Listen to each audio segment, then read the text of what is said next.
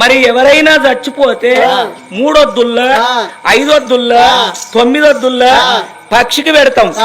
పచ్చికి పెట్టినాక కొంతమంది తెలివి కల్లోళ్ళు పెద్ద మనసులు అడుగుతారు, నిన్న మొన్న పచ్చికి పెట్టినరేమో కాకులు వచ్చినాయి బిడ్డ కాకి తిన్నదా అంటారు. ఈ కాకే ఎందుకు ముట్టన్నాయి అంటే దానికి ఒక అర్థం ఉన్నది. ఎందుకంటే కాకి ముడితే మన కర్మ తొలగిపోతుంది.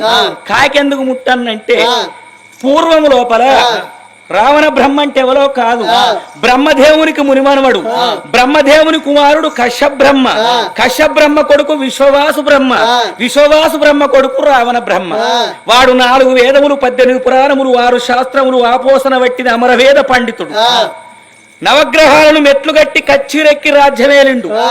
అటువంటి భయానికి బ్రహ్మదేవుడు వచ్చి పొద్దున పంచాంగం చెప్పాలి, కర్ణుడంటే వానదేవుడు వచ్చి అలుకుదల్లాలి, మరి బిడ్డ గాలిదేవుడు వచ్చి ఆకిలు ఊడవాలి, అగ్నిదేవుడు వచ్చి వంట చెయ్యాలి, బ్రహ్మ ముహూర్తం దాటక ముందు భార్య భర్తలు శివపార్వతులు వచ్చి పూజ కట్టువని పూజ మందిరంలో కూర్చుండాలి. అగో అంతటి ఎల్లించుకున్న రావణ బ్రహ్మకు ఒకనాడు దుర్బుద్ధి ఉట్టి ఇలా యమధర్మరాజును ఓడిస్తారని గద పట్టుకొని గాత పెట్టుకుంటా పోతాడట. యమధర్మరాజు చూసిండు, కొంచెం పొల్ల కొంగు పడితే మంచోళ్ళ మానం పోతుంది. వాని జోలికి పోయి బిడ్డ చేయి చూయించుకునేందుకు జట్ట కనిపించుడేందుకు, ఆడు మంచోడు కాదు. నవగ్రహాలనే మెట్లు కట్టిండు, సురతి 33 కోట్ల దేవతలు ఎట్టి పడుతున్నాడు. ఎన్నన్న జాగుంటానని యమధర్మరాజు ఉడుకుతాడు. ఉరుకుతా అంటే చచ్చిపోయిన కాకి కనిపించింది. ఆ కాకి యొక్క శరీరము లోపల యమధర్మరాజు తలదాసుకున్నాడు.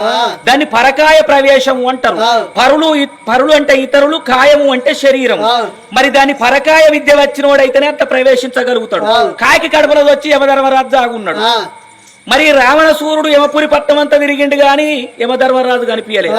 పిరికి బంద కుమ్మరి పిల్ల మట్టికి రాదా, ఇయ్యల్ల కాకపోతే రేపు బయటికి రాదా. విధి అనాడు కాకుండా చంద్రుడు తది అనాడైనా తనకు తాను బయటకు వస్తాడు. దొరకకపోతాడా ఏడికి పోతాడని వాడు వెనకకు మరి లంకకు వేయండు.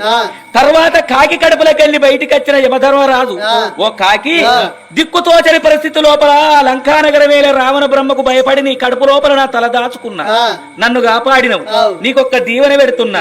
ఎప్పటికి నీకు వయసుతనమే ఉంటది గాని ముసలితనం అనేది ఉండదు. అకాల మృత్యువు చేత దత్తవు గాని ఆయుష్ కూడిందని నా ఇచ్చ నేను వచ్చి ప్రాణం తీయ. అకాల మృత్యు అంటే ఓ కరెంటు తీగ వినాలితే షాక్ కొట్టు, ఎవడన్నా కట్టె పెట్టి దెబ్బ కొడతాను, గప్పుడొచ్చి నీ ప్రాణం తీస్తగాని నా ఇచ్చ నేను నీ ఆయుష్ కూడిందని వచ్చి ప్రాణం తీయ. కలియుగం ఇంకా పుట్ట పంత ఉన్నది, పెరగ పంత ఉన్నది, ఉప్పు పప్పు చోట ఉడక పంత ఉన్నది.